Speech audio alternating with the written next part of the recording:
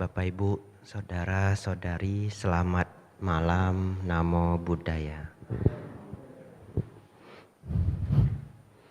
Malam hari ini, saya pikir yang ikut Dhamma kelas malam ini beruntung menurut saya. Karena akan mendapatkan hal yang sangat dekat dengan kita, tapi kita belum memahaminya secara keseluruhan. Saya akan bahas sedikit mengenai Tripitaka. Kenapa saya katakan dekat tapi kita belum paham secara keseluruhan? Karena umat Buddha itu kalau ditanya Tripitaka itu yang mana? Juga mungkin bingung jawabnya. Mungkin beberapa tahu jawabannya. Itu loh waktu Bhante Abhijatto makan pagi makan siang yang di lemari yang besar itu Tripitaka, begitu ya. Sudah pernah dibaca, bahkan banyak yang belum pernah menyentuh. Tapi bukan berarti tidak mengetahui. Karena saking banyaknya buku-buku di dalam Tripitaka, umat Buddha itu belum familiar untuk mempelajarinya secara seksama. Tetapi apa yang disampaikan kami para biku yang hadir di Wihara Dhammasundara itu adalah bagian-bagian dari Tripitaka itu sendiri. Bapak Ibu Saudara,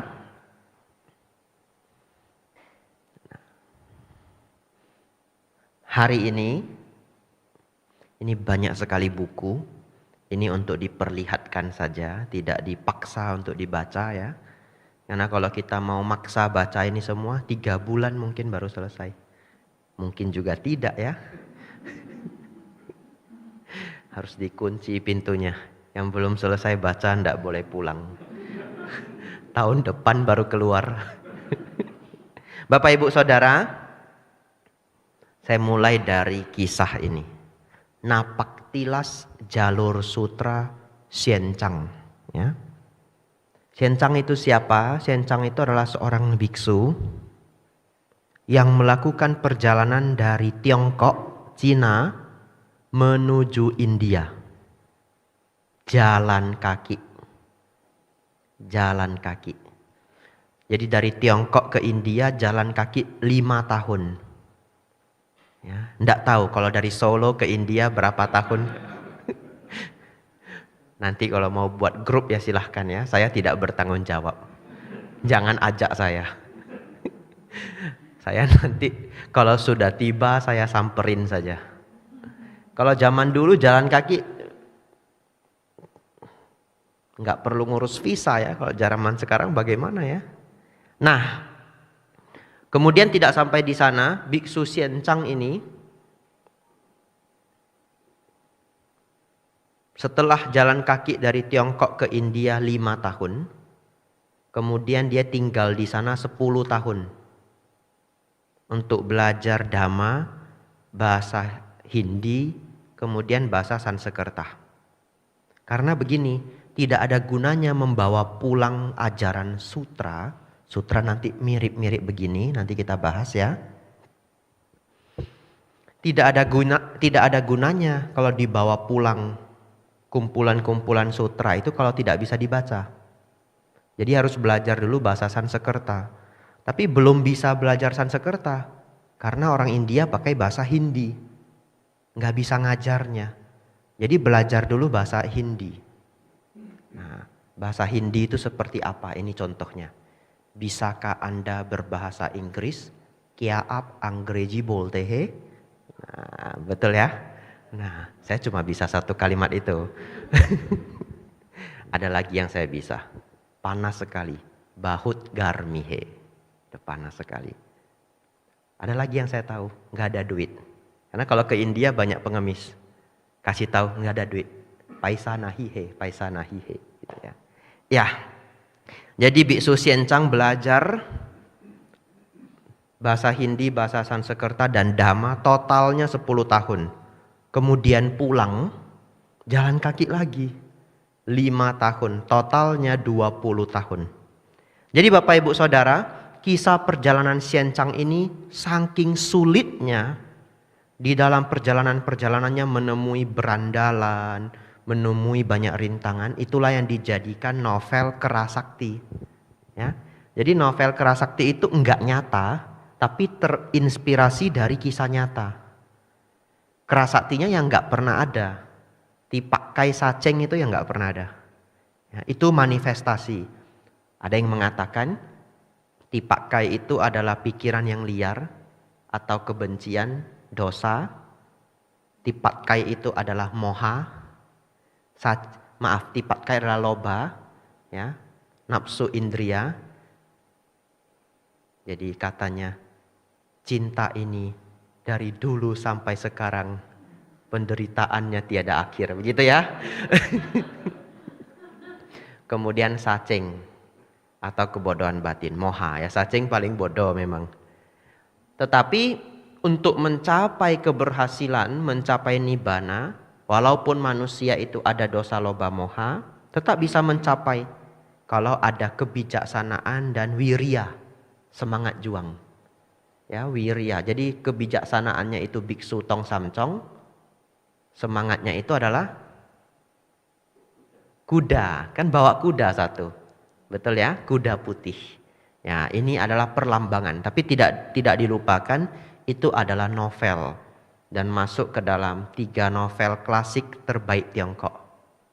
Samkok, Kerasakti, nah kemudian satu saya diajari Pak Johan, Sampai Engtai. Ya, saya belum pernah baca.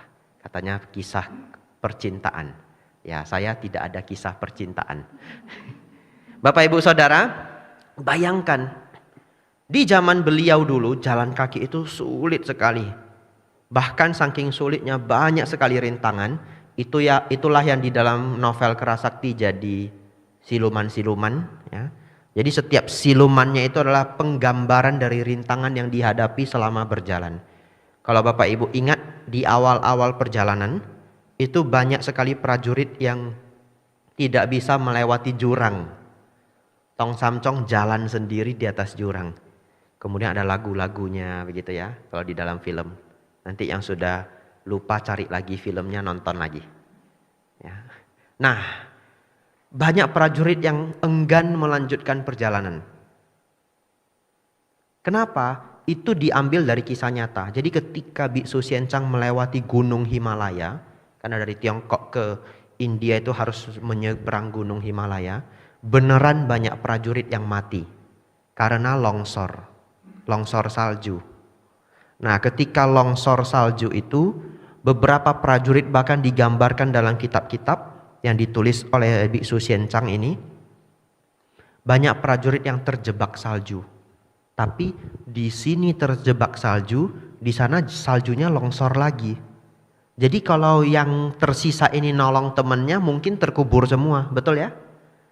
Akhirnya mau tidak mau harus kabur. Padahal temannya itu masih terlihat. Tetapi begitu kuatnya keteguhan mereka, sembari badan ini sudah terkubur setengah, mereka ngusir temannya sambil teriak, lanjut saja, berjuang. Ngusir temannya supaya nggak usah ditolong. Dan akhirnya mereka yang tersisa cepat-cepat kabur gitu, lari dari longsornya salju. Itulah perjuangan mereka menuju ke barat. Lalu begitu banyak tantangan, tapi salah satu yang paling terkenal adalah prajurit-prajurit yang tersisa ini bersama dengan Biksu Xianchang satu ketika melewati desa prostitusi. Di desa prostitusi itu banyak sekali wanita-wanita yang kalau bertemu para prajurit itu, wah, pria impian. Nah, pria yang sudah lelah letih perjalanan sangat panjang ini juga melihat wanita impian.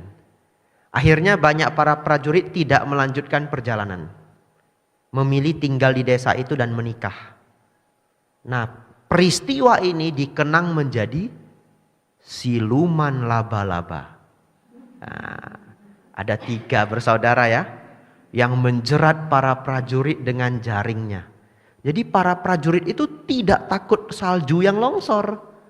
Para prajurit itu tertaklukkan oleh siluman laba-laba. Jadi itu adalah tantangan-tantangan yang dihadapi Biksu Xianchang. Bapak Ibu Saudara, hari ini saya ingin menegakkan semangat Bapak Ibu. Hari ini kita belajar salah satu yang diambil pulang oleh Biksu Xianchang. Betul ya? Salah satu dari banyak. Ya, tapi penerjemahan kita bukan yang dari versi Biksu Xianchang. Tapi ya tidak apa-apa, sama saja. Karena apa yang dibawa pulang oleh Biksu Xianchang ke Tiongkok itu sama dengan yang kita pelajari. Hanya beda bahasa. Yang dia bawa pulang adalah Sanskerta, yang kita pelajari adalah bahasa Pali. Tapi sudah ada research-nya. Yang versi Pali dan Sanskerta ini 95% lebih sama. Jadi tidak perlu khawatir. Nah, Bapak Ibu Saudara, coba membayangkan. Di zaman Xianchang dulu, kalau Bapak Ibu ingin belajar Sutta, harus nunggu 20 tahun. Atau kalau enggak ikut jalan kaki. Nah, dua pilihan. Jadi seberapa beruntungnya kita hidup di zaman ini. Tidak perlu jalan 20 tahun. Datang saja ke Wihara Dhamma Sundara, dicetakkan lagi ya. Wah, sudah lengkap. Tadi itu Mbak Kesia itu yang cetak satu persatu, disusun, kemudian di stapler. Kalau di Medan stapler itu namanya hektar. Ada yang pernah dengar? Ada ya? Ini ada 1-2 yang tahu hektar. Hektar itu staples. Karena tadi saya bilang ke Mbak Kesia, di hektar. Kesia di hektar. Enggak tahu di hektar itu apa. Di staples. Bapak Ibu Saudara, kita mengenal sedikit Tipitaka. Bante, kalau misalkan umat Buddha ingin belajar Tipitaka, mulai dari mana, Bante?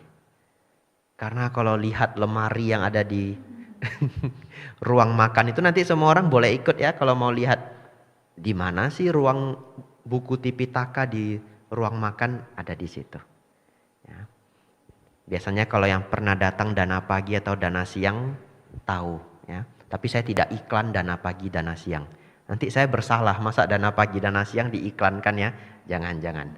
Saya iklannya program meditasi, program Dhamma Class saja. Dan terbukti berhasil ya Pak Bekti iklannya. Tiap hari semakin lama semakin ramai. Bapak Ibu Saudara, Tipitaka itu 3 keranjang. Kenapa 3 keranjang? Karena banyak. Beneran disimpan di keranjang-keranjang. Tapi sebutan Tripitaka atau Tipitaka, bahasa Sanskerta itu Tri, bahasa Palinya Ti, nggak ada R-nya, jadi beda tipis. Itu tidak ada di zaman Sang Buddha penyebutan itu. Kenapa? Karena di zaman Sang Buddha tidak ada buku. Jadi seluruh ajaran Sang Buddha itu dihafal. Dihafal. Tidak ada buku. Dan penghafalan itu terjadi sampai lebih kurang 500 tahun. Dan para biku-biku penghafal itu dulu disebut Banaka. Penghafal kitab. Namanya Banaka. Nah, sampai di awal abad pertama sebelum Masehi. Jadi 1 sebelum Masehi itu artinya 500 tahun setelah Sang Buddha Mahaparinibbana. Barulah dibuat penulisan ajaran Sang Buddha.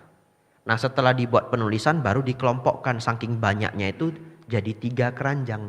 Disebutlah Tipitaka. Nah, 3 keranjang itu ada apa saja? 1, keranjang Winaya. Winaya itu aturan para biku. Bapak Ibu tidak perlu fokus di Winaya, betul ya? Kecuali nanti mau gabung di STI boleh. Yang bapak-bapak sebelah kiri. Yang sebelah kanan mau gabung Astinda boleh. Hubungi saya boleh. Nanti saya telepon atas Sila Nigunanandi. Sila, ada yang mau gabung. Begitu ya? Boleh, silakan. Tapi Bapak Ibu tidak perlu fokus kitab Winaya ini. Kemudian ada namanya kitab Abhidhamma. Kitab Abhidhamma ini, kumpulan kitab Abhidhamma ini dulu adalah khotbah Sang Buddha untuk para dewa. Untuk tahap awal ini tidak perlu difokuskan dulu, sangat bingung. Ya, Bapak Ibu kalau buka kitabnya pun tidak akan sanggup untuk memahami tanpa mengikuti kelas atau program. Nah, jadi kita hanya fokus sisa 1 keranjang ya. Keranjang Winaya nggak usah difokuskan dulu, keranjang Abhidhamma tidak perlu difokuskan dulu. Maksud saya tidak perlu difokuskan itu untuk saat ini. di kelas ini ya. Karena saya tidak mau Bapak Ibu jadi bingung karena Tripitaka banyak sekali. Satu lemari kita mau mulainya dari yang mana. Karena tak kenal maka tak sayang. Saking banyaknya bingung mau sayang yang mana bingung gitu. Jadi ini saya membantu Bapak Ibu untuk Tripitaka itu ya. Nah nanti setelah ini. Berarti sisa satu keranjang. Nama keranjang ini Sutta Pitaka, keranjang Sutta. Sutta artinya apa Bante? Sutta itu artinya benang. Sutta atau sutra artinya benang. Kan dulu ada jalur sutra ya. Untuk penjualan benang dari ulet. Ya toh? Benang ulet sutra. Nah jadi sutra itu artinya benang. Kenapa namanya benang Bante? Nah karena dulu setelah ada penulisan kitab, kapan penulisan kitab? Abad pertama sebelum Masehi ya. Berarti 2100 tahun yang lalu. Itu awal penulisan kitab. 500 tahun setelah Sang Buddha Mahaparinibbana. Nah kitab itu ditulis di atas daun lontar. Saya tidak bisa pakai mic setelah ini. Apa boleh buatnya? Yang online nanti berarti minggu depan harus ikut datang. Karena ada sesi-sesi yang saya tidak bisa pegang mic. Nah daun lontar itu seperti ini, menarik sekali. Ini yang sudah modern. Ya, yang sudah modern. Yang kuno saya ada di Mendut tapi tidak saya bawa. Kemarin yang dibawa hanya yang seperti ini, yang sudah agak modern. Nanti semuanya boleh nyentuh ini. Ya, nanti setelah saya jelaskan nanti boleh diputerin gitu. Nah, ini daun lontar. Ini daun lontar asli. Ini daun asli. Nah, daun lontar itu kan seperti keluarga pohon, keluarga palem ya. Jadi mirip dengan daun kelapa. Nah, jadi ibarat kata daun kelapa, ujung dan pangkalnya dipotong. Jadi sisa yang persegi ini. Nah, jadi ini satu daun. Tapi ini yang sudah modern, yang sudah dijahit dengan begini, mohon maaf. Ya, yang sudah dijahit dengan begitu.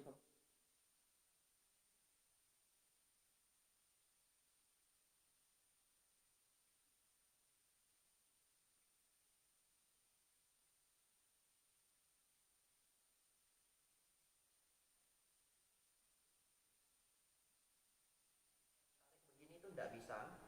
Jadi bacanya bagaimana? Satu-satu. Satu begini, baca. Selesai dibaca, buka pelan-pelan dan agak sulit. Lembarannya pindahkan ke sini. Krek, baca lagi. Nah, krek, baca lagi. Ini yang sudah modern. Yang sudah modern dijahit sempurna seperti ini. Kenapa dijahit sempurna? Karena mereka membuat ukiran Sang Buddha di sini. Ya, ini ada ukiran Sang Buddha. Bante kenapa buat ukiran Sang Buddha? Karena ini kan dijual. Ini produk merchandise. Kalau gini aja orang Barat nggak mau beli. Jadi dimodif. Ada Sang Buddhanya. Orang Barat mau beli supaya bisa digantung begitu. Ya, tapi ini yang sudah modern. Belinya di mana Bante? Bisa beli di Thailand. Ada beberapa pasar khusus barang-barang puja. Mereka ada menjual ini. Namanya Prak Traipido atau Tipitaka. Tetapi kalau Bapak Ibu pergi ke Thailand, kalau Bapak Ibu tes, ini canggih sekali. Kalau diletakkan dia bisa hilang suaranya. Kalau Bapak Ibu ke Thailand pun katanya yang Bapak Ibu bisa beli itu yang bukan bahasa Thailand. Jadi yang ini bahasa Myanmar. Jadi yang dijual di Thailand pun yang berbahasa Myanmar atau bahasa Kamboja. Kenapa tidak ada yang bahasa Thailand? Karena takut itu adalah benda kuno. Benda kuno peninggalan bersejarah. Takut mereka. Jangan-jangan benda-benda kuno itu dikeluarkan secara ilegal, betul ya? Pura-pura digabung dengan barang jualan. Jadi akhirnya semua yang berbahasa Thailand tidak akan bisa keluar dari airport, katanya begitu. Ya Bapak Ibu juga jangan coba, nanti ditangkap berabe. Jadi yang dijual di pasar-pasar pun adalah yang berbahasa Myanmar atau Kamboja. Tapi kalau Bapak Ibu tetap ingin beli yang bahasa Thailand boleh, ada. Tapi yang di print, yang dicetak, bukan yang seperti ini. Lalu ini diapain Bante? Nah ini begini. Daun ini setelah dibuat sampai seperti ini, kemudian untuk membuat tulisan ini dikerok. Jadi ada kerokan khususnya. Misalkan seperti jarum itu. Nah, nanti ini dikerok seperti yang diinginkan. Dikerok pelan-pelan, dikerok pelan-pelan. Nah, setelah di garisi ya, dikerok istilahnya ya. Ada kata yang lebih bagus dari dikerok? Tidak ada ya. Ya, jadi ya dikerok begitu ya. Kemudian diberikan seperti jelantah hitam itu, seperti sisa pembakaran, karbon ya. Ya, karbon itu. Nah, ditabur sepanjang kerokan itu, ditabur, kemudian dipres, kemudian dilap. Nah, jadi setelah dilap dengan bersih ya, saya tidak tahu prosesnya 100% prosesnya seperti apa, saya tidak tahu, tetapi lebih kurang prosesnya seperti itu. Nanti semua bagian yang di luar ini bersih, tetapi tintanya itu masuk ke dalam kerokan-kerokan ini. Nah, inilah yang disebut Tipitaka yang ditulis di atas daun lontar. Ya, ini minta tolong Pak Bekti saja. Ya, silahkan. Nanti setelah dilihat boleh pelan-pelan dioper ke teman-temannya.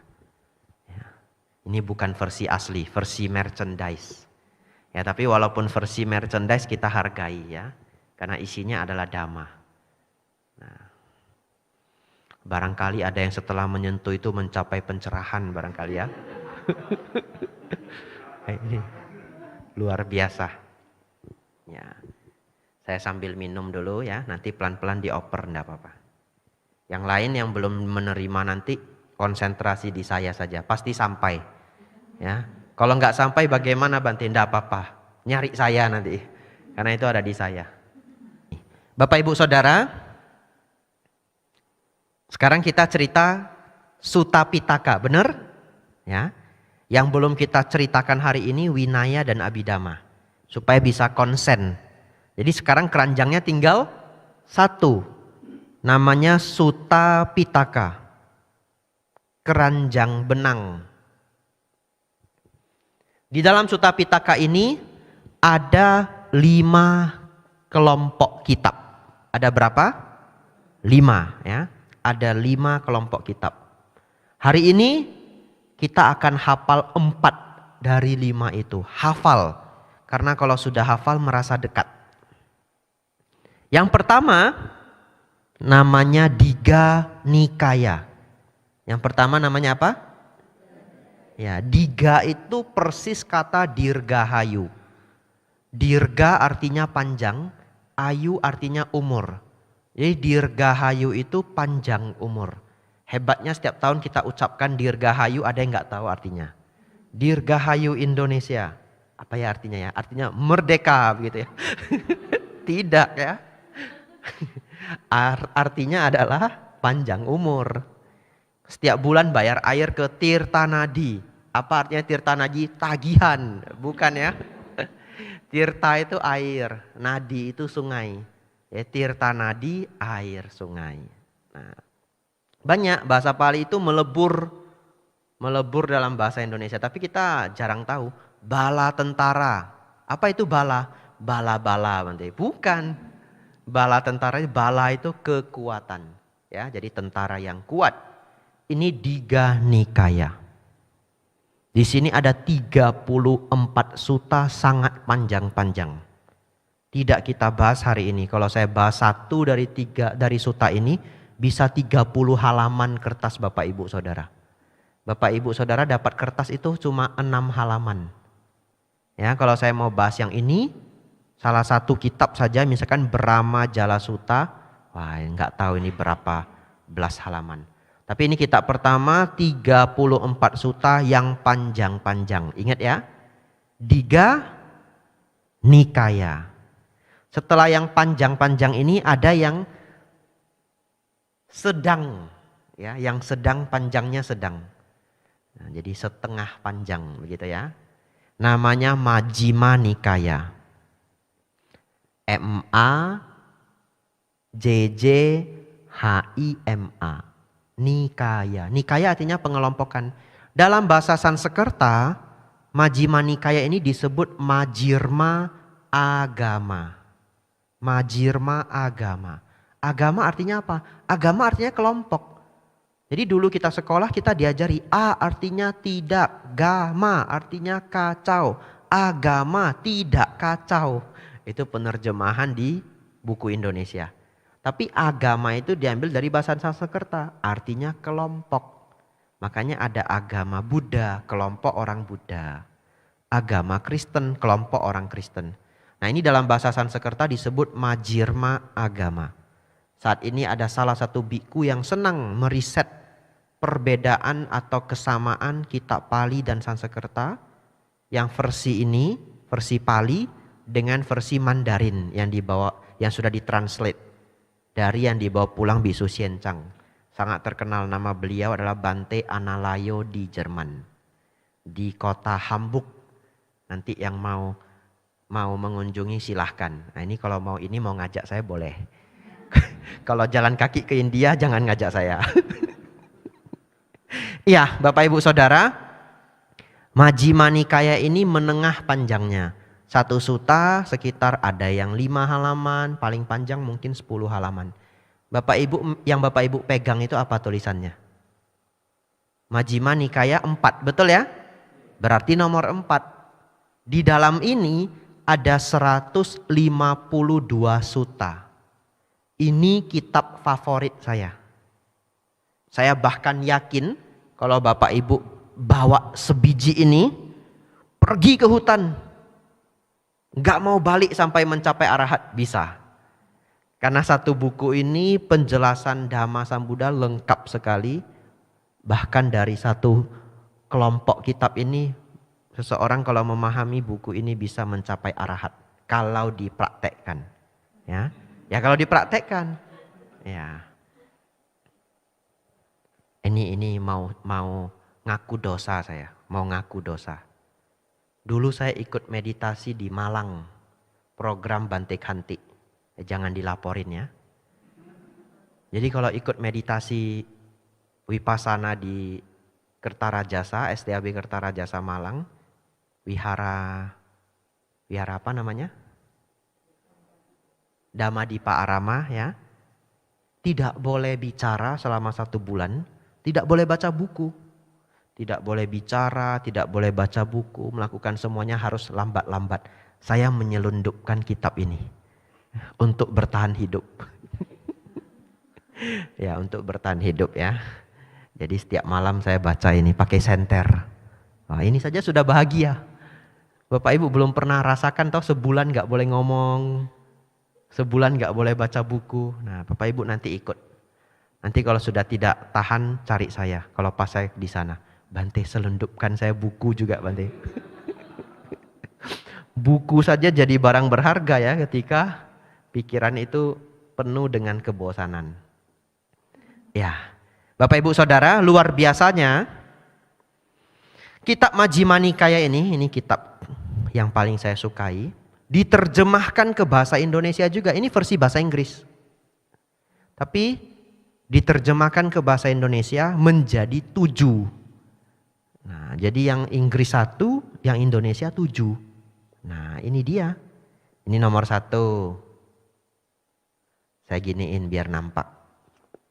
Nomor 2 ya. 3 enggak ada. Ini nomor 4. 5 enggak ada. Ini nomor 6. Jadi ini cuma 4. 4 dari 7 sudah setinggi ini.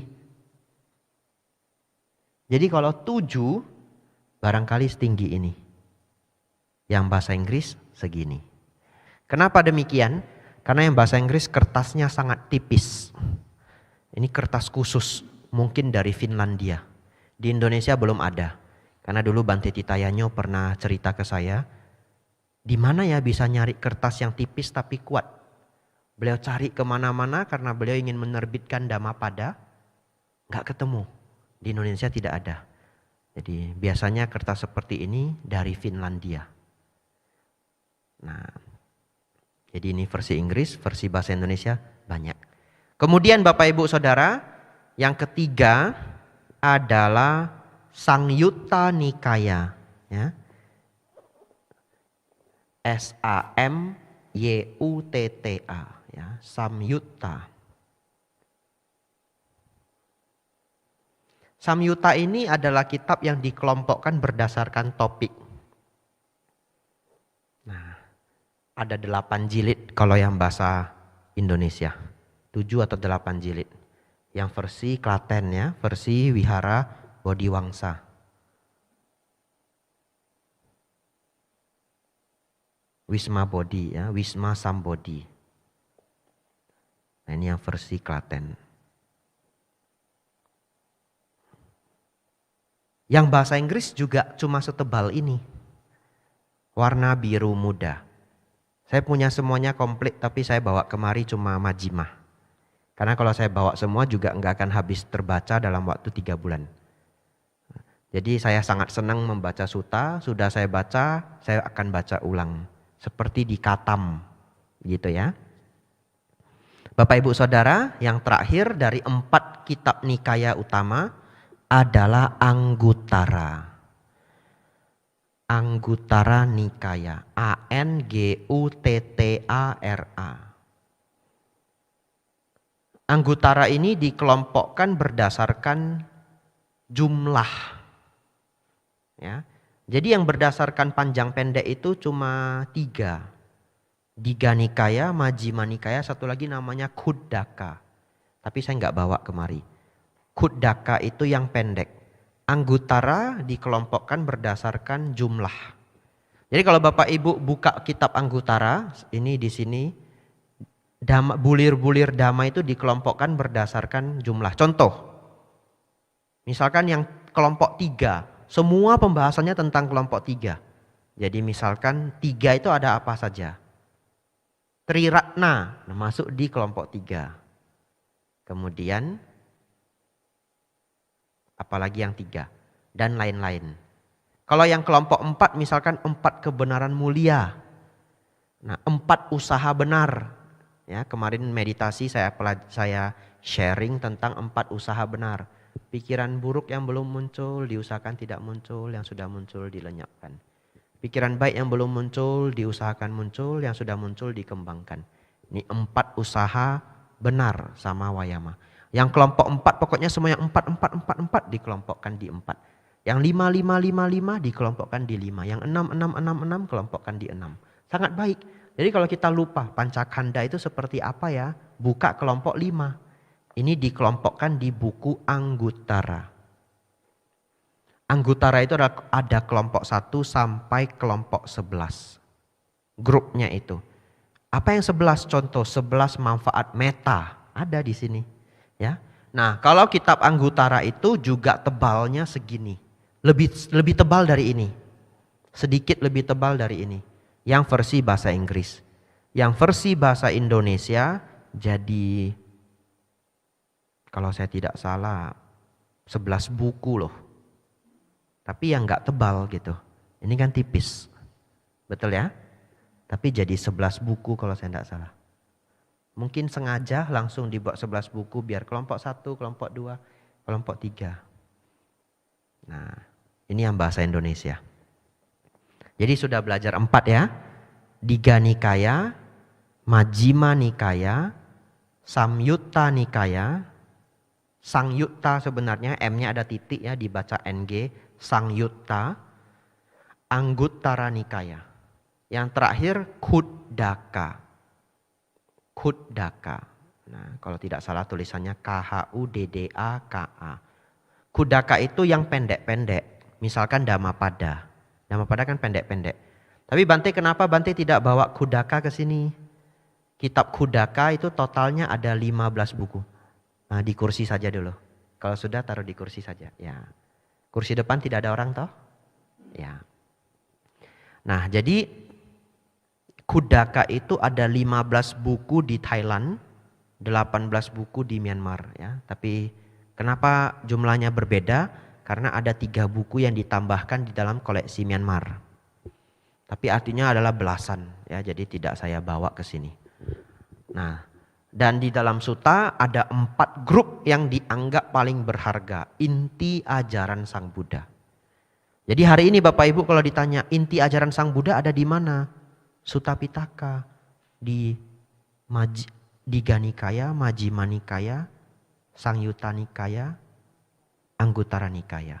Tetapi tentu juga Khuddaka Nikaya ya.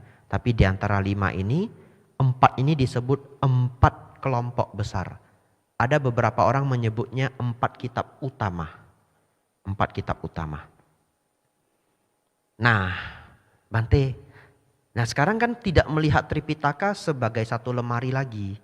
Kalau kita hanya bercerita inti khotbah, sekarang Bapak Ibu sudah tahu, oh inti khotbahnya ada di dalam Digha, Majjhima, Sangyutta, Anguttara. 4 yang utama ini. Dan Khuddaka. Ya. Tapi yang utama 4 ini. Bante, masih banyak Bante. Pusing Bante. Kan begitu ya? Tidak apa-apa. Bagi umat perumah tangga, disarankan yang paling baik itu adalah Anguttara. Ya. Karena Anguttara ini pendek-pendek. Jadi kalau kita baca itu tidak sulit. Nah, pendek-pendek. Dan sesungguhnya luar biasanya dari banyaknya kitab Anguttara ada buku namanya Petikan Anguttara Nikaya. Ini juga dibuat oleh wihara di Klaten. Wihara Bodhiwangsa ya. Hanya ini tidak sempat dikabarkan ke khalayak luas. Bahkan sebenarnya kitab ini mungkin ya bisa jadi kitab pegangan umat Buddha yang mana ingin melakukan pendalaman Tipitaka. Apa itu Petikan Anguttara? Jadi dari 11 buku yang kecil-kecil ini dipilih yang dianggap bisa mewakili pengetahuan-pengetahuan yang penting di dalam ajaran Sang Buddha. Setelah dipilih, dibuat menjadi hanya satu buku, Petikan Anguttara. Jadi Bapak Ibu nanti siapa yang setelah dari sini ingin belajar sendiri kitab-kitab ini, saya menyarankan boleh memulai dari Petikan Anguttara Nikaya. Ya.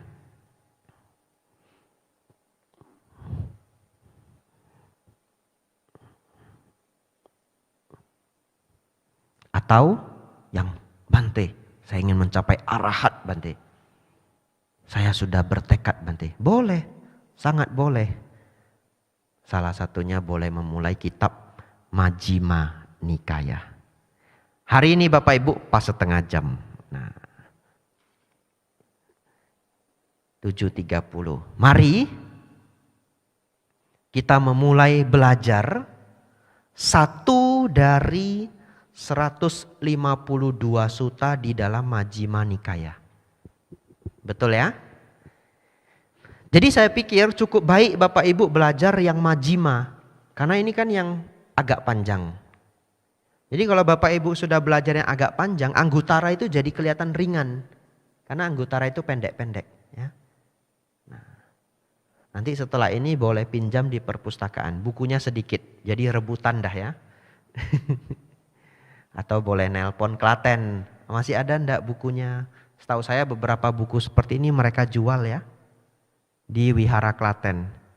Ya, tapi sebenarnya sayang. Ini adalah harta karun yang tidak disadari orang. Ya. Mereka yang menerjemahkan juga menerjemahkan dengan sangat susah payah. Ya, tapi selama ini tidak ada yang tahu kalau ini adalah harta karun. Bahkan Biksu Xianchang harus jalan kaki 20 tahun. Bapak Ibu tinggal nelpon ke Wisma Klaten. Betul ya? Mungkin kalau satu tidak dilayani. Enggak tahu, nanti coba saja. Tapi kalau satu grup mungkin mereka mau mencetakkan. Kemudian nunggu waktu agak lama. Kemudian datang bukunya dikirimi JNE. Begitu ya? Bapak Ibu Saudara, ini cukup panjang sutta kita. Jadi kita harus semangat Nanti kita akan ada break jam 8 ya, supaya bisa minum. Kita break nanti jam 8, mau ke kamar mandi boleh. Terus nanti break 5 menit, balik kita belajar lagi.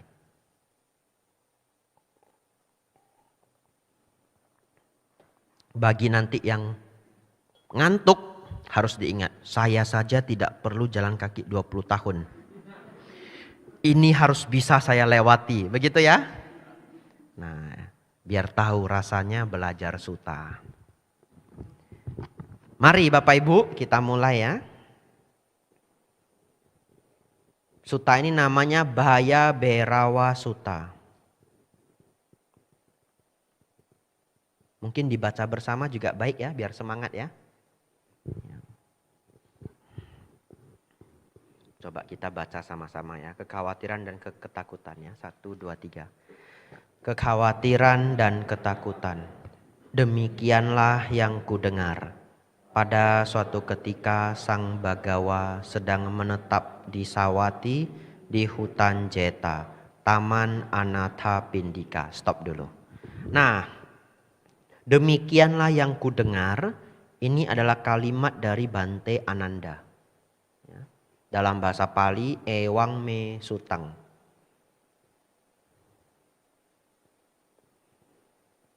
Kemudian, kenapa ada kata demikianlah yang kudengar? Ini juga diulang pada saat konsili pertama. Jadi Bante Ananda mengulang apa yang diajarkan Sang Buddha. Kemudian ini dianalisa oleh 499 arahat setelah Sang Buddha Mahaparinibbana. Apakah apa yang dikatakan oleh Bante Ananda benar atau tidak? Ya. Tetapi pengelompokan kitab ini bukan dari Bante Ananda. Yang mengelompokkan kitab menjadi Digha Nikaya, Majjhima, Sangyutta, Anguttara adalah para sesepuh Theravada. Ya, para sesepuh Theravada ribuan tahun yang lalu. Nah, jadi di zaman Sang Buddha tidak tahu juga bagaimana mereka mengelompokkannya. Ya. Di Taman Anathapindika. Anathapindika ini seorang sangat kaya yang punya kebiasaan merawat orang-orang tunawisma. Tunawisma itu bahasa palingnya anatha, pakai H, bukan anatta ya. Kalau anatta tanpa diri, ini anatha, ada H-nya. Anatha itu tanpa rumah, pindika itu pelindung. Jadi yang melindungi mereka yang tanpa rumah. Itu Anathapindika. Nama aslinya apa? Nama aslinya adalah Sudatta. Ya, itu nama aslinya. Kita lanjut baca ya. Kita baca pelan-pelan sambil menghayati. Ya, mari. Kemudian Brahmana Janusoni mendatangi Sang Bagawa dan saling bertukar sapa dengan beliau.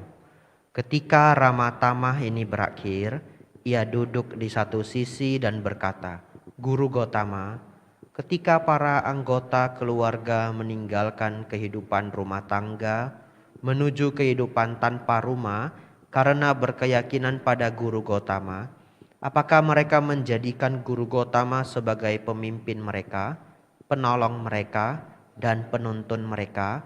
Dan apakah orang-orang ini mengikuti teladan Guru Gotama?" Stop di sini ya. Jadi ini menarik. Ada seorang Brahmana namanya Brahmana Janusoni. Brahmana ini, apa beda kata Brahmana dengan Brahma? Ini harus dihafal kalau kita belajar ajaran Sang Buddha supaya tidak bingung. Brahmana itu adalah kasta tertinggi dalam sistem kasta di India. Ya, Brahmana, Khattiya, Sudra, dan yang lainnya. Jadi Brahmana ini kasta tinggi, kasta para petapa. Tapi bukan berarti semuanya pertapa. Yang kasta Brahmana juga ada yang bukan petapa, tetapi mereka garis keturunan Brahmana. Ada keluarga, ada istri, dan ada anak. Kalau Brahma itu adalah surga tingkat tinggi.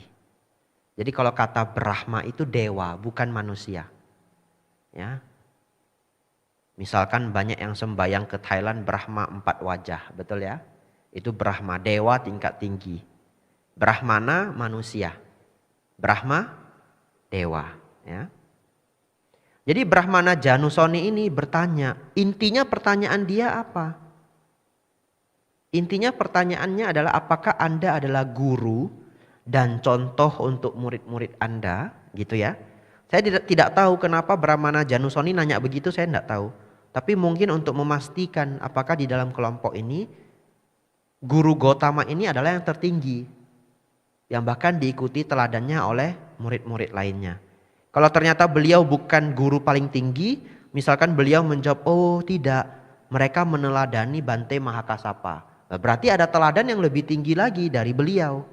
Ya, jadi mungkin salah satu niatnya adalah apakah Anda guru dan contoh untuk murid-murid Anda untuk memastikan apakah Sang Buddha memang guru yang paling tinggi dan diteladani oleh murid-muridnya. Nah, ini jawab Sang Buddha, kita baca bersama. Begitulah Brahmana, begitulah. Ketika para anggota keluarga meninggalkan kehidupan rumah tangga menuju kehidupan tanpa rumah karena berkeyakinan padaku, mereka menjadikan aku sebagai pemimpin mereka, penolong mereka, dan penuntun mereka. Dan orang-orang ini mengikuti teladanku. Tetapi Guru Gotama, nah ini Brahma Janusoni ya. Tetapi Guru Gotama, tempat tinggal di dalam rimba belantara yang terpencil di dalam hutan adalah sulit ditahankan. Keterasingan adalah sulit dilatih dan adalah sulit untuk menikmati kesunyian. Seseorang akan berpikir hutan pasti akan merampas pikiran seorang biku jika ia tidak memiliki konsentrasi. Begitulah Brahmana, begitulah. Tempat tinggal di dalam rimba belantara yang terpencil di dalam hutan adalah sulit ditahankan. Keterasingan adalah sulit dilatih dan adalah sulit untuk menikmati kesunyian. Seseorang akan berpikir hutan pasti akan merampas pikiran seorang biku jika ia tidak memiliki konsentrasi. Sebelum pencerahanku, sewaktu aku masih menjadi seorang bodhisatta yang belum tercerahkan, aku juga mempertimbangkan demikian. Tempat tinggal di dalam rimba belantara yang terpencil di dalam hutan adalah sulit ditahankan. Hutan pasti akan merampas pikiran seorang biku jika ia tidak memiliki konsentrasi. Nah, jadi bodhisatta ini artinya calon Buddha. Ya. Bodhisatta itu artinya calon Buddha. Ada terjemahan lain ya, yaitu mereka yang bercita-cita menjadi Buddha. Tetapi untuk terjemahan yang digunakan oleh Bante Bodhi itu adalah penerjemah kitab-kitab ini dari bahasa Pali ke bahasa Inggris ya. Bapak Ibu tidak pegang jadi tidak tahu. Di buku ini semuanya ada tulisan Bante Bodhi. Beliau adalah seorang Amerika. Pernah datang ke Wihara Mendut. Menurut Bante Panya orangnya agak kecil ya, orangnya tidak tinggi besar. Tapi saya belum pernah ketemu beliau. Beliau tinggal di Amerika ya. Nah, beliau menerjemahkan bodhisatta ini sebagai calon Buddha. Calon Buddha. Nah, jadi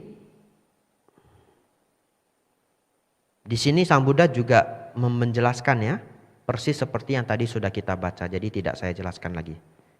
Kita lanjut saja. Aku mempertimbangkan sebagai berikut. Ketika para petapa atau brahmana yang tidak murni dalam perbuatan jasmani mendatangi tempat tinggal di dalam rimba belantara yang terpencil di dalam hutan, maka karena cacat dari ketidakmurnian perbuatan jasmani mereka, para petapa dan brahmana yang baik ini akan memunculkan kekhawatiran dan ketakutan yang tidak bermanfaat. Tetapi aku tidak mendatangi tempat tinggal di dalam rimba belantara yang terpencil di dalam hutan dengan perbuatan jasmani yang tidak murni. Aku murni dalam hal perbuatan jasmani. Aku mendatangi tempat tinggal di dalam rimba belantara yang terpencil di dalam hutan sebagai satu di antara para mulia dengan perbuatan jasmani yang murni. Melihat kemurnian perbuatan jasmani ini dalam diriku, aku menemukan penghiburan besar dalam menetap di hutan. Ya, saya jelaskan dulu paragraf ini. Jadi Bapak Ibu Saudara, belajar suta itu harus sabar. Prosesnya ya seperti ini. Mau buru-buru itu enggak bisa. Jadi sangat baik Bapak Ibu ikut kelas ini, besok Bapak Ibu jadi sabar. Ya. Lihat, kenapa harus sabar? Karena banyak sekali hal-hal menarik di dalam bahkan satu paragraf ini. Coba ya. Aku mempertimbangkan sebagai berikut. Ketika para petapa atau brahmana yang tidak murni dalam perbuatan jasmani. Ya, boleh digarisbawahi kalau mau. Tidak murni dalam perbuatan jasmani. Mendatangi tempat tinggal di dalam rimba belantara yang terpencil di dalam hutan, maka karena cacat dari ketidakmurnian, nah ini juga boleh digarisbawahi ya, maka karena cacat dari ketidakmurnian perbuatan jasmani mereka, para petapa dan brahmana yang baik ini, lihat, kan katanya cacat dalam perbuatan jasmani, tapi kok baik? Betul ya? Karena ini adalah pertapa, mereka tidak melanggar atau tidak menjahati makhluk lain. Hanya mereka belum sempurna pelatihannya. Ya, belum sempurna pelatihannya, masih ada cacat ketidakmurnian perbuatan jasmani, tetapi itu pun mereka adalah petapa yang baik, bukan petapa yang buruk. Karena mereka tidak berbuat jahat. Lalu ketidakmurnian perbuatan jasmani mereka apa? Nanti ada di belakang, nanti akan kita baca ya. Tapi ini adalah sedikit detail yang sangat menarik. Jadi Sang Buddha bahkan menghargai para petapa ini. Walaupun mereka belum murni. Belum murni pun sudah baik. Karena sudah berjuang menuju kemurnian. Ya. Jadi mereka yang sedang berjuang menuju kemurnian pun dipuji oleh Sang Buddha. Dan Brahmana yang baik ini akan memunculkan kekhawatiran dan ketakutan yang tidak bermanfaat. Ya. Nah, Sang Buddha bahkan mengatakan di belakangnya, melihat kemurnian perbuatan jasmani ini dalam diriku, aku menemukan penghiburan besar dalam menetap di hutan. Jadi Bapak Ibu Saudara, cara pertama untuk mengurangi kekhawatiran dan ketakutan ya, adalah dengan perenungan pada tindak tanduk yang murni. Jadi kalau satu hari Bapak Ibu ke tempat yang angker, tempat yang mengerikan, muncul ketakutan, kekhawatiran, pikirkan, saya merawat sila dengan baik. Saya merawat sila dengan baik. Tidak ada kekhawatiran dalam diriku. Ya masih khawatir tapi berkurang. Begitu ya. Ini adalah cara pertama mengurangi kekhawatiran dan ketakutan. Perenungan pada tindak tanduk yang murni. Kita lanjutkan. Saya minum dulu.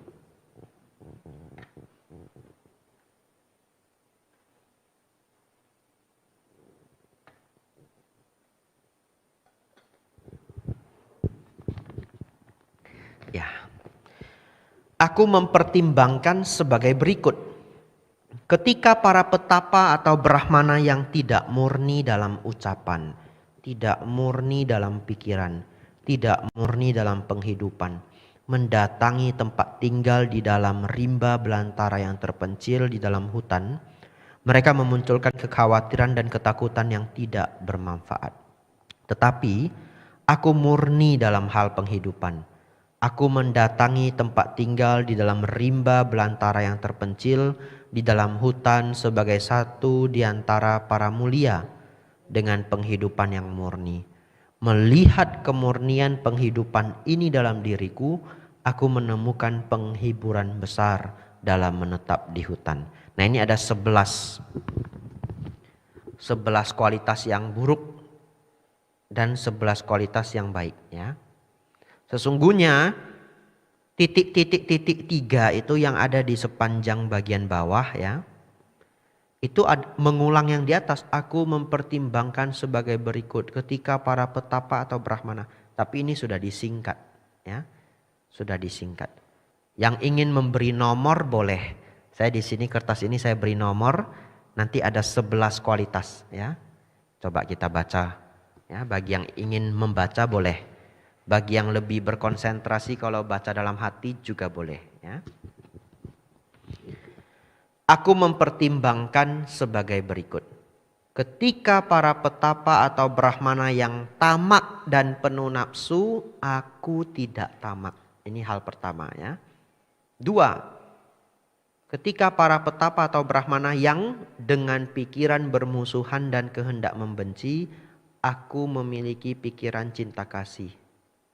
3. Ketika para petapa atau brahmana yang dikuasai oleh kelambanan dan ketumpulan, aku adalah tanpa kelambanan dan ketumpulan. Apa itu kelambanan dan ketumpulan? Kemalasan. Ya, gampangnya kemalasan. 4. Ketika para petapa atau brahmana yang dikuasai oleh kegelisahan dan pikiran yang tidak tenang, aku memiliki pikiran yang tenang. Ketika para petapa atau brahmana yang bimbang dan ragu, aku telah melampaui keraguan. 6. Yang memuji diri yang memuji diri sendiri dan menghina orang lain. Aku tidak memuji diri sendiri dan tidak menghina orang lain. 7. Yang tunduk pada ketakutan dan teror. Aku bebas dari kegentaran. 8. Yang menginginkan perolehan, penghormatan dan kemasyuran. Aku memiliki sedikit keinginan. 9. Yang malas dan kurang gigih. Aku bersemangat. 10. Tanpa perhatian dan tidak waspada. Aku kokoh dalam perhatian. 11. Yang tidak terkonsentrasi dan dengan pikiran mengembara, aku memiliki konsentrasi. Nah, jadi Bapak Ibu Saudara, siapa yang hadir kelas meditasi Selasa kemarin ada? Banyak ya. Siapa yang tidak terkonsentrasi dan dengan pikiran mengembara? Banyak juga ya. Ya. Jadi masih masuk nomor 11 ini. Sang Buddha mengatakan aku memiliki konsentrasi. Bapak Ibu, ini 11 kualitas yang dianggap buruk dan dianggap baik ya. Jadi kalau Bapak Ibu ingin tahu bagaimana yang buruk, yang tamak ya, punya sifat membenci, dikuasai oleh kemalasan, dikuasai oleh kegelisahan dan pikiran yang tidak tenang, yang bimbang dan ragu, yang memuji diri sendiri dan menghina orang lain, yang tunduk pada ketakutan dan teror, yang menginginkan perolehan, penghormatan dan kemasyuran, yang malas dan kurang gigih, yang tanpa perhatian dan tidak waspada, yang tidak terkonsentrasi dan pikiran mengembara. Ini yang buruk-buruk. Yang baik-baik yang sebelah bawah tadi ya, yang sebelah kanan. Jadi Bapak Ibu, kita berusaha praktek yang menjadi baik ya. Pelan-pelan kita berjuang mengurangi yang buruk-buruk ini, 11 ini. Ya, kita lanjutkan. Aku mempertimbangkan sebagai berikut. Ketika para petapa atau brahmana yang tanpa kebijaksanaan, pembual, mendatangi tempat tinggal di dalam rimba belantara yang terpencil di dalam hutan, maka karena cacat dari ketiadaan kebijaksanaan dan pengucap omong kosong, para petapa dan brahmana yang baik ini akan memunculkan kekhawatiran dan ketakutan yang tidak bermanfaat. Tetapi aku tidak mendatangi tempat tinggal di dalam rimba belantara yang terpencil di dalam hutan tanpa kebijaksanaan. Sebagai seorang pengucap omong kosong, aku memiliki kebijaksanaan. Aku mendatangi tempat tinggal di dalam rimba belantara yang terpencil di dalam hutan sebagai satu di antara para mulia yang memiliki kebijaksanaan. Melihat kebijaksanaan ini dalam diriku, aku menemukan penghiburan besar dalam menetap di hutan. Aku mempertimbangkan sebagai berikut. Nah, ini mulai menarik ini ya. Ini mulai menarik. Aku mempertimbangkan sebagai berikut. Ada malam-malam yang secara khusus sangat baik, yaitu malam ke-14, ke-15, dan ke-8 dalam Dwi Minggu. Apa ini? Hari Uposatha, betul ya. Tadi ada yang bisik-bisik, Hari Uposatha. Gitu ya. Nah Bapak Ibu Saudara, ini harus dijelaskan ini. tak garis bawahi dulu.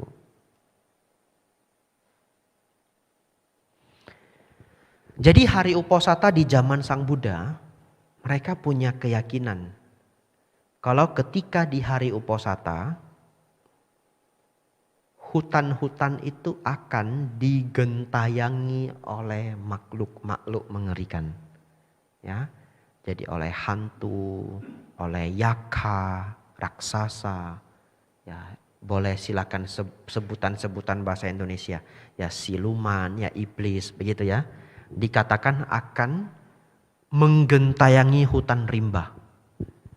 Jadi khusus di hari Uposatha ini orang-orang nggak berani ke hutan rimba itu, nggak berani, takut dimakan, takut diserang. Ya, jadi malam-malam Uposatha ini, walaupun adalah malam yang baik, karena kita akan praktek sila yang lebih tinggi, ya, jadi ini adalah hari-hari spiritual, tetapi khusus di hutan rimba itu dijauhi. Nah, baru kita masuk ke yang selanjutnya. Sekarang, bagaimana jika pada malam-malam itu aku berdiam di tempat-tempat keramat, menakutkan seperti altar-altar di kebun, altar-altar di hutan, dan altar-altar pohon. Mungkin aku akan menemui kekhawatiran dan ketakutan itu. Ini kalimat Sang Buddha ya, sebelum mencapai kebuddhaan. Jadi Bodhisatta sendiri punya ketakutan. Betul ya? Nah, dan kemudian pada malam-malam yang sangat baik itu, yaitu malam 14, ke-15 dan ke-8 dalam 2 minggu, aku berdiam di tempat-tempat keramat, menakutkan seperti altar-altar di kebun, altar-altar di hutan, dan altar-altar pohon. Nah, kita berhenti sampai di sini. Ini persis kalau Bapak Ibu ingin membayangkan ini, malam Jumat Kliwon. Nah, Bapak Ibu memilih sendiri pergi ke pekuburan di pedesaan, misalkan begitu ya. Atau malam Jumat Kliwon, Bapak Ibu pergi sendiri ke candi-candi. Kemarin saya baru dari Candi Ketek. Namanya Candi Ketek ya Pak Johan ya. Ya. Kalau pagi sih indah ya. Tapi kalau malam Jumat Kliwon sendirian lumayan juga. Ada yang pernah ke Candi Ketek? Belum ya, tapi Candi Ceto pernah? Pernah. Jalan kaki lagi 15 menit. Nah, nanti Wihara Dharma Sundara buat tur Candi Ketek. Jadi Bapak Ibu Saudara, momen yang dijelaskan oleh Sang Buddha ini benar-benar sangat mengerikan kalau kita memahaminya. Karena ini hari Uposatha di hutan-hutan itu dianggap mengerikan. Dan sekarang begini, apa sih altar-altar di hutan, altar-altar di pohon? Nah, jadi di zaman India dulu itu, di hutan itu ada beberapa tempat yang dianggap angker, keramat. Jadi dibuatlah shrine. Shrine itu seperti tempat persembayangan. Nah, jadi itu semakin seram. Dan tidak jarang tempat-tempat itu adalah tempat pembuangan mayat. Jangan pakai kata pembuangan, maaf.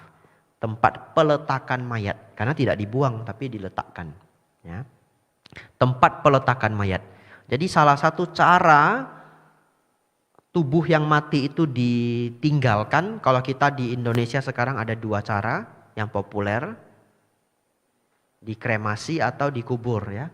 Tapi yang salah satunya yang diletakkan di goa-goa juga ada. Ya, di Makassar, daerah Toraja, ya, diletakkan di goa-goa. Nah, di zaman Sang Buddha dulu ada praktek seperti itu. Yaitu diletakkan di altar-altar hutan, altar-altar pohon. Ada juga yang dilarung di sungai. Dilarung di sungai itu badannya semua. Ada juga yang praktek seperti itu. Praktek pelepasan tubuh mati ini banyak cara, ya. Nah, jadi Bapak Ibu Saudara bayangkan di altar-altar di hutan itu ya ada tulang-tulang manusia. Di dalam kitab Vinaya Sang Buddha menjelaskan beliau sering juga praktek di tempat seperti ini. Kadang-kadang malam ketika mau istirahat, mau tidur, tulangnya itu dijadiin bantal gitu. Ya, don't try this at home ya. Bapak Ibu mau cari tulang manusia juga nggak ada gitu. Jadi Bapak Ibu Saudara, momen ini benar-benar mengerikan begitu ya. Hari ini hari apa? Kamis ya. Tahu tidak besok hari Uposatha. Jadi ini malam ke-14. Beneran. Ini adalah Kamis. Malam ke-14. Nah ini sudah lumayan seram ini ya. Besok Jumat Kliwon bukan? Mungkin bukan ya. Besok tanggal berapa? 13. 12. Kalau 13 pasti Kliwon. Tanggal 13 Jumat itu pasti Kliwon sejauh yang saya lihat. Ya, iya nanti cek sendiri. 13 Jumat. Friday the 13th. Jumat Kliwon. Iya. Tapi malam ini adalah malam sebelum puncak Patidana. Ini rada seram juga ini. Besok adalah hari Patidana ya. Hari Ulambana. Nah ini malam sebelum hari Ulambana. Nah. Enggak pulang nanti. Iya nanti meditasi dah di sini ya. Ketika malam sebelum Ulambana. Saya pergi ke candi-candi. Nah, pohon-pohon di sebelah candi. Boleh ya? Kita lanjutkan. Dan sewaktu aku berdiam di sana, seekor binatang buas akan muncul. Atau seekor burung merak akan mematahkan dahan. Atau angin mendesaukan dedaunan. Aku berpikir, bagaimana sekarang jika kekhawatiran dan ketakutan itu datang? Apa kekhawatiran dan ketakutan itu? Hantu ya. Hantu ya, iblis ya, siluman, yaka ya. Jadi ketakutan dan kekhawatiran dan ketakutan itu datang ya teror itu. Teror dari makhluk-makhluk yang menyeramkan. Itu salah satunya. Aku berpikir, mengapa aku berdiam dengan selalu menanti kekhawatiran dan ketakutan? Bagaimana jika aku menaklukkan kekhawatiran dan ketakutan itu sambil mempertahankan postur yang sama dengan ketika hal itu mendatangiku? Saya ulangi. Mengapa aku berdiam dengan selalu menanti kekhawatiran dan ketakutan? Ini luar biasa ya. Karena biasanya orang pada umumnya kalau ketakutan dan khawatir tidak berpikir bahwa ketakutan dan kekhawatiran itu bisa ditaklukkan. Biasanya kita hanya menjadi korban dari ketakutan itu. Tapi Bodhisatta punya pemikiran lain. Bagaimana kalau aku menaklukkannya ya? Jadi bagaimana jika aku menaklukkan kekhawatiran dan ketakutan itu sambil mempertahankan postur yang sama dengan ketika hal itu mendatangiku? Ya kita stop sampai di sini jam 8 ya. Kita break 5 menit. Bapak Ibu Saudara yang mau cari air minum silahkan. Yang mau ke kamar mandi silahkan.